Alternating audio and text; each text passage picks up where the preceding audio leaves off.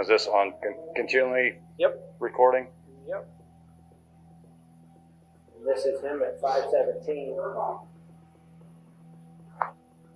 What else can I do with this? This is Chris Watts, and at this very moment he's deeply worried. But not because his wife and 2 daughters have disappeared, but because he fears that something very dark he's been hiding will come to light. My name is Shanann. I went through one of the darkest times of my life, and then I met Chris.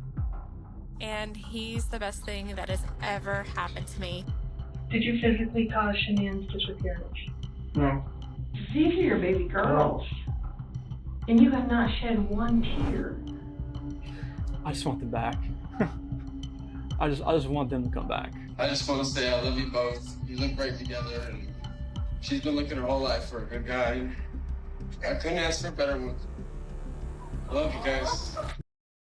And the coolest thing about this is right now, there's only one person in this room that knows what the truth is. And in about 5 minutes, there's going to be 2 of us.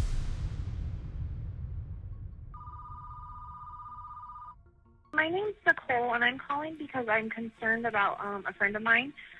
I dropped her off at her house at 2 in the morning last night, and I haven't been able to get a hold of her this morning. And I've gone to her house, and her car's there. She won't answer the door. She won't answer phone calls. She won't answer text messages.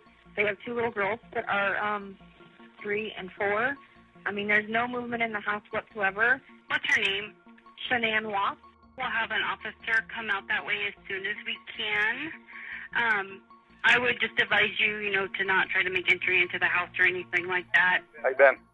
Hi. You Nicole? Yes. Okay. What's going on? So my friend, we were out of town for a business trip this weekend. Right. And I dropped her off at 2 o'clock this morning. She was very distraught over the weekend, wasn't eating normally or drinking, and we kept trying to force it on her. Shannon, are you home?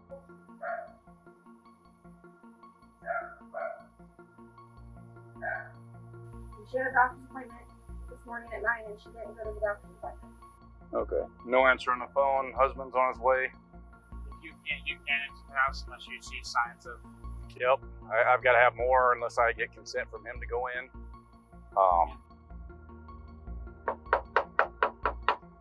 Because it could be grandparents came and picked him up. It could be a lot of things.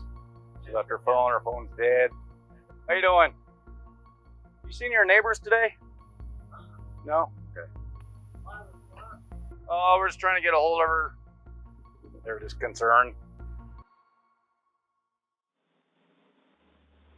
Security cameras captured Shanann entering her house at around 1:48 a.m. At that moment, everything seemed to be fine. But the following morning, something didn't add up. Shanann and Nicole had made plans to attend a medical appointment together. The problem was that morning, Shanann wasn't responding to any messages or phone calls. Worried, Nicole decided to go straight to Shannon's house. When she arrived, she saw from outside the shoes Shanann always wore. And if the shoes were there, it meant that Shanann was probably inside as well. Fearing that she might have passed out because of her condition or that something serious might have happened to her, Nicole picked up the phone and called 911. The police are already on the scene, but they can't get inside.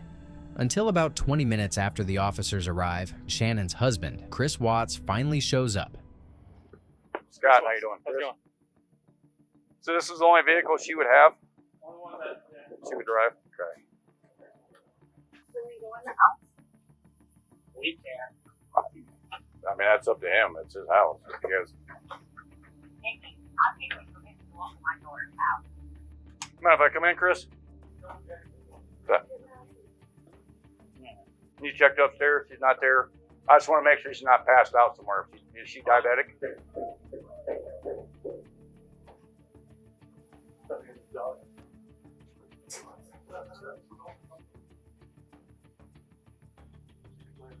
Her parents are out of state? Across country, North Carolina. Oh. Yeah, so that's not happening.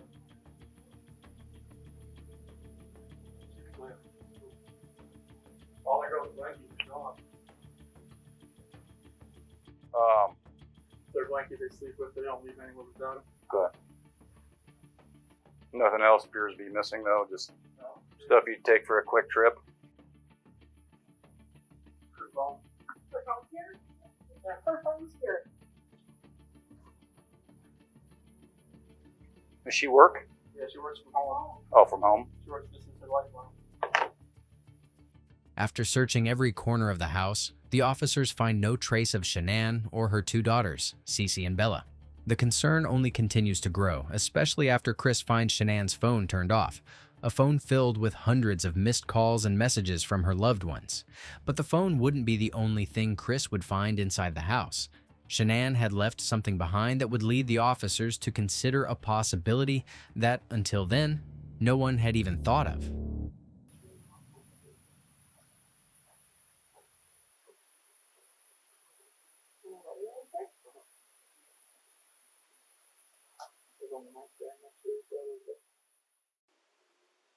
There was no note or anything by the wedding ring? With the possibility that Shanann had left Chris taking her daughters with her, the officers decided to review the security camera footage that had captured Shanann arriving at the house. If she had really decided to leave on her own, there had to be a moment when she had walked out of the house. But there was a problem. In none of the recordings from that night did Shanann appear leaving through the front door. The only other way out of the house was through the garage, but there were no cameras there. But that's where Nate Tranastic comes in. The next-door neighbor, who had shown an interest in what was happening from the very beginning, decided to offer his help. He had a security camera installed at the front of his house that was activated by motion, and that camera might have captured something that would completely change the course of the investigation. Is this on continually recording? Yep. Well, It's not, is it motion or is it? event. Okay, so it's motion. Any motion event that happens, I get cars driving from this street. This is him at 517. Usually park out there on the side. I just want to get everything back in. Be easier, so lugging everything out there, all the tools that I had to bring in.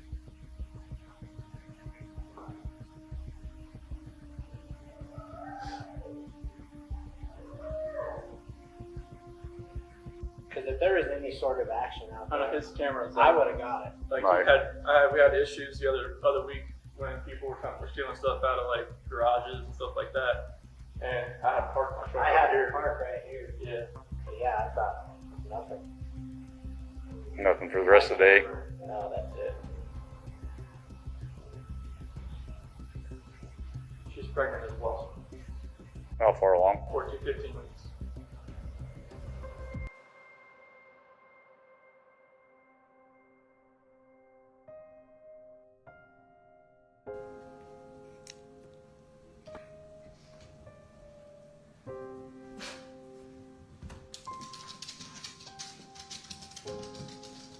We did it again. So pink means, That's just a test. I know, it just says the pink is gonna be girls. I don't know. Just a test. That's awesome.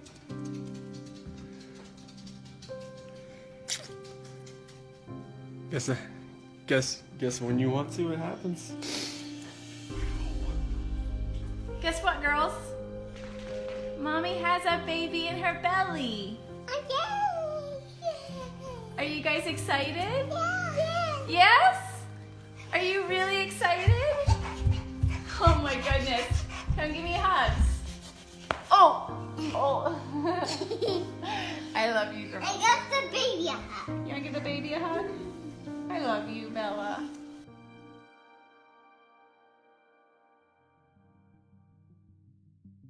All right, appreciate your time. Yeah, no problem. Thanks. Hopefully something comes up, dude.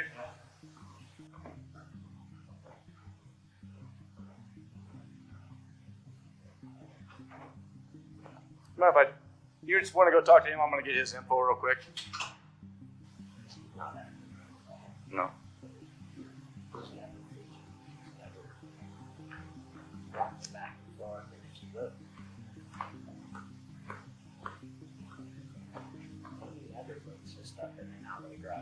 Right. Hey, that's so suspicious. He's normally, you can ask them, he's normally quiet, real subdued. He's over here telling you 3 times what he took out, what he did. He's very, he never talks. So the fact that he's over here blabbing his mouth makes me kind of suspicious. Shanann had disappeared, leaving behind her car, a house she had paid for herself, her phone, and even the purse where she kept the medication she was taking. Something that clearly didn't make much sense to the officers. But there was something else that particularly caught their attention. No security camera had captured Shanann or her 2 daughters leaving the house. All of this caused suspicion to begin focusing on one person in particular, the man they had seen loading something into his car from the garage, whose behavior during that first interaction had seemed far too suspicious. Chris had just gone from being the husband whose wife had supposedly abandoned him to becoming the prime suspect in the disappearance of Shanann and her 2 daughters. And now, it was his turn to answer a few questions in an interrogation room. So, all right. So I know it's hard to talk about.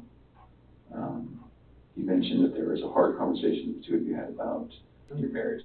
Can you really get into that conversation with me? Talk to her about how I was feeling, about how I felt like what's been going on with us for the last 6 weeks, because she was in North Carolina and I was down there just the last week. But from just being apart and just like figuring out who people are. It's like honestly, the best way for people to really find out who they are is to spend time apart. I agree. In late June 2018, Shanann traveled from Colorado to North Carolina with her 2 daughters, Bella and Celeste. He stayed behind in Colorado mainly because of work, but also because of the reason he was giving the interrogator. His relationship with Shanann was going through a difficult time, and according to him, spending some time apart might help improve things. The problem was that the agent suspected something very different. After reviewing Shanann's phone, they realized that Chris seemed to be very busy during those weeks, as he barely responded to his wife's video calls. On top of that, he had become increasingly obsessed with his appearance, spending more and more time working out and building muscle. To the agent, the evidence could only point to one possibility. I see pictures of you from a few years ago, and I see you standing before me now. Okay, you've gotten pretty fit. Okay, you can imagine when guys start cheating or want to cheat, that's what happens. Yes. So tell me about it. I did not cheat on my wife. I went from 245 pounds to You were 245? I was 245 pounds. And that's great, man. Thank you. And I'm 185, 180 right now. Mm-hmm. And I've got to imagine that maybe there was a girl that inspired that? No. I have never cheated on my wife. You know that we have to get to the bottom of this. No. You know that? Yeah. Okay. Would you take a polygraph? Sure. Okay. My name is Chris Watts. I'm doing my speech on relationship deterioration and repair. You have to ask yourself 3 questions when you're in a relationship. Do I have a desire to keep this relationship going? Do I have a moral obligation to stay in this relationship? Or is it a necessity for me to stay in this relationship? You have 2 types of deterioration. You have sudden and you have gradual. Sudden would be an example of infidelity. When somebody is not faithful to their partner, the partners realize that the relationship cannot be sustained. Gradual would be if you met somebody at work or a new friendship has occurred and you, as it goes on, you see that, okay, maybe this relationship has more potential than the relationship I have with my partner. And that would gradually push the old relationship out and push the new relationship in. I'm going to have a seat right here, Chris. Sit on this? Yep, I know. I'll explain what that is here in a little bit, but you don't have to worry. It's not on or anything right now. It's not gonna buzz you or anything. I've never done this before. I know. A lot of people haven't had polygraphs before. It's not like a normal thing that people go through. If you didn't have anything to do with it, that we can let the investigators know, the people that really do need to know, that are looking for your wife and your little girls, to let them know, like, you know what, don't focus on Chris, focus over here, because obviously we've already cleared him, he's good to go. Now focus on the real person that did something to this, you know, to Shanann and little girl. So, okay.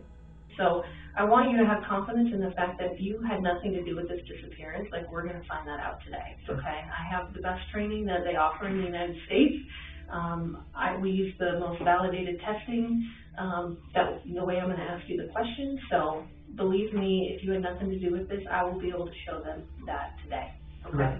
And obviously, I mean, I hope that, you know, if you did have something to do with their disappearance, it would be really stupid for you to come in and take a polygraph today, right? Like, it would be really dumb. Like, you should not be here right now sitting in this chair if you had anything to do with Shanann and the little girl's disappearance, okay? Okay. The technique Tammy Lee has just used is known as the cognitive load technique. The idea is simple, but it can be devastating for someone who is lying.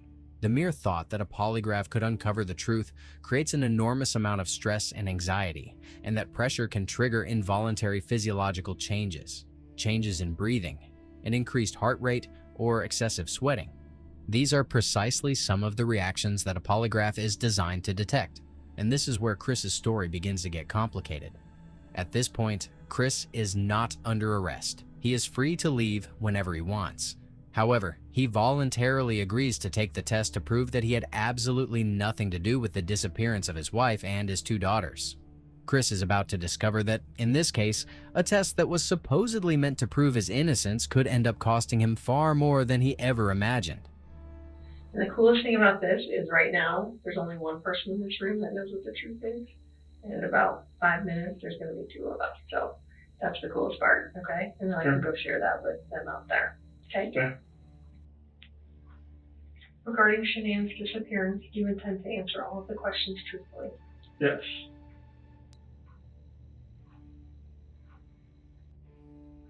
Is your first name Christopher? Yes. It's pretty normal. Did you physically cause Shanann's disappearance? No. I really need your breathing to be normal. Okay. You are like all over the place. So. I'm sorry. It's okay. Like sometimes I feel like I'm not breathing enough. I'm like, like that. I don't want to do that. So. Yeah. Are you lying about the last time you saw Shanann? No.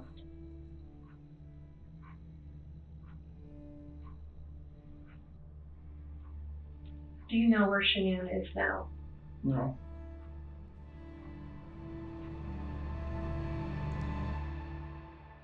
And 2 hours later, the polygraph results were in. So I brought Graham in here because we want to talk to you about the results, okay? Sure. So, it is completely clear that you were not honest during the testing. I think you already know that. You did not pass the polygraph test. Okay. Okay. So now we need to talk about what actually happened. I feel like you're probably ready to do that. I didn't lie to you on that polygraph, I promise. Chris, I know. Chris, stop. It's time. Just stop for a minute. Take a deep breath. I want you to take a deep breath right now.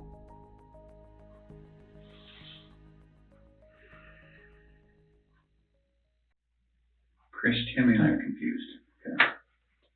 And here's what we're confused about. I told you that we've done some work overnight. Yeah. I told you that we've got a lot of beliefs, okay? That wasn't a lie. I know. We know a lot more than you think we do, okay? And here's where we're confused. We just can't figure out why there's 2 Chris's, okay? We talked about that last night. Yes. We just can't figure it out.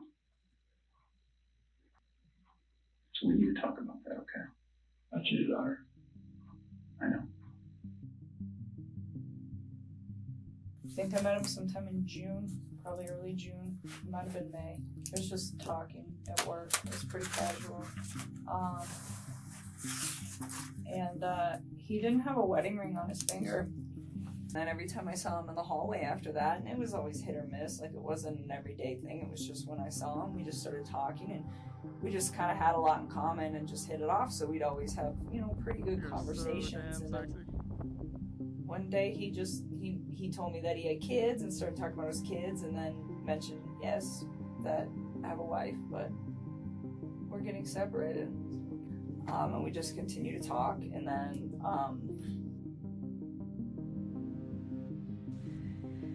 Thank you so much for coming out here with me, Christopher. I'm having a wonderful time. You mean a lot to me, and I'm glad that you're having a blast. I am so out of breath. Chris eventually admits something the agents already knew. The supposed separation was nothing more than a cover. He claimed he needed some time away from his wife to rekindle the spark, but the reality was very different. Chris wanted to be with someone else, his new girlfriend, Nicole Kessinger.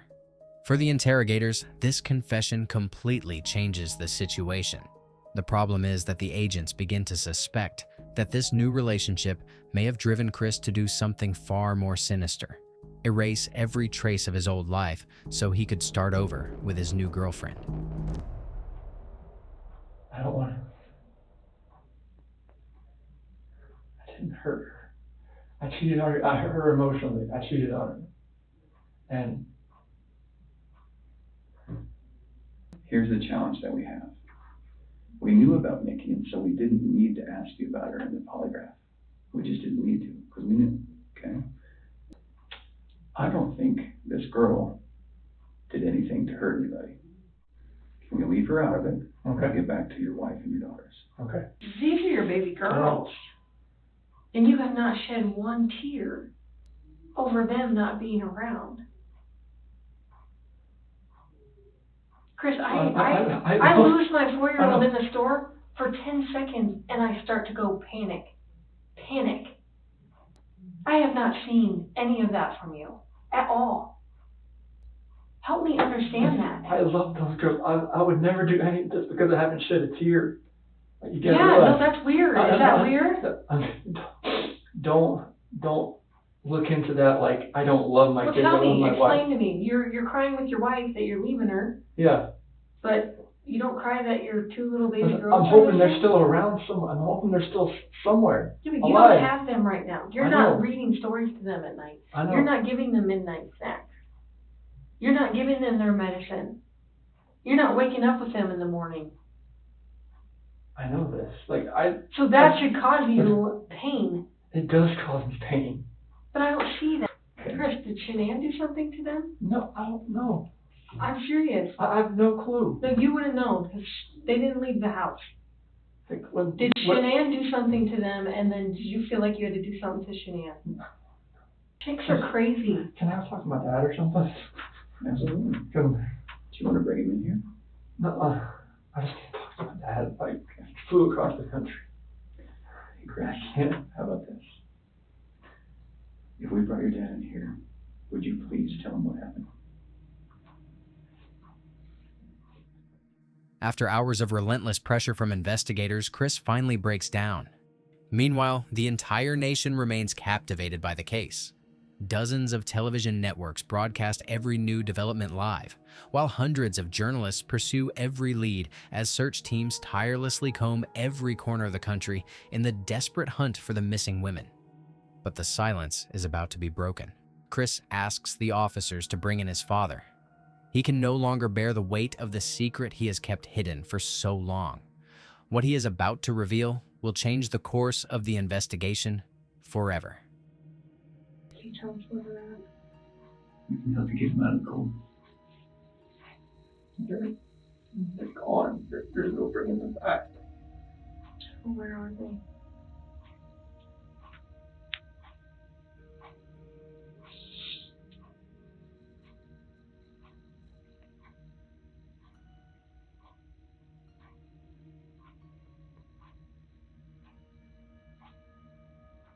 That first location I went to that day. I didn't know what else to do. I know. I didn't know what else to do. I was so scared. I know.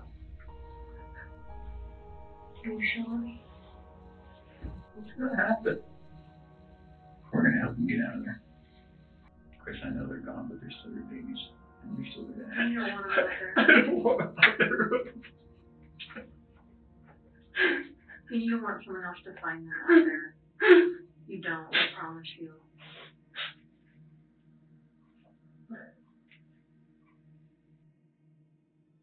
She got home like at 2 o'clock. I just had a feeling that she knew, like, what I did. I felt her get into bed. When I woke up later on in the morning, like, you know, I pretty much, told her, like, I didn't think it was going to work anymore. And she was like, wow, what was last night, And she's like, I knew there was somebody else. I knew there was somebody else. I couldn't just say, yes, there is somebody else. But then she's like, never going to see the kids again. Never going to see them again. Get off me. If I never met Nikki, would I ever have thought our relationship was bad? Probably not. So when did it turn? I told her I didn't love her anymore. Somebody get off her and then I felt him. I don't even want to say it felt like I had to. I just felt like there was already something in my mind that was implanted that I was going to do it, and I woke up that morning and it was going to happen, and I had no control of it. Why couldn't I just let go? What was she doing? Right. I came in on her. But she said, fine. And she had her little pink blanket with her. And where was Shanann at that point? Yeah, just pretty much on the bed, but she was face down. I put Shanann in that sheet, carried her downstairs, back in my truck up. So you put Shanann in the truck, and then you put the two girls in the truck? Sitting in the back with in that bed sheet. So Shanann was back there too? On the floor. What did they say about Shanann being on the floor? Mom, you okay? What'd you tell them? She'll be fine. So what happened when you got out there? See was first. I put the blanket over her head. Did she struggle at all? I think so. He disposed of them in different locations. He buried Shanann and Nico in a shallow grave away from the oil tanks. Bella and Celeste were thrown away in the oil tanks at this facility. Different tanks, so these little girls wouldn't be together in death. After he killed them and disposed of their bodies, he made several phone calls. One was to the school where the girls were supposed to start, telling the school that the girls would not be coming to school anymore, that they were being unenrolled. He contacted a realtor to start discussing the selling of his house, and he texted with his girlfriend about their future. None of this answers the questions of why, however. If he was this happy and wanted a new start, get a divorce. You don't annihilate your family and throw them away like garbage. Why did Nico, Celeste, Bella, and Shanann have to lose their lives in order for him to get what he wanted? Your Honor, justice demands the maximum sentence under the agreement reached by the parties.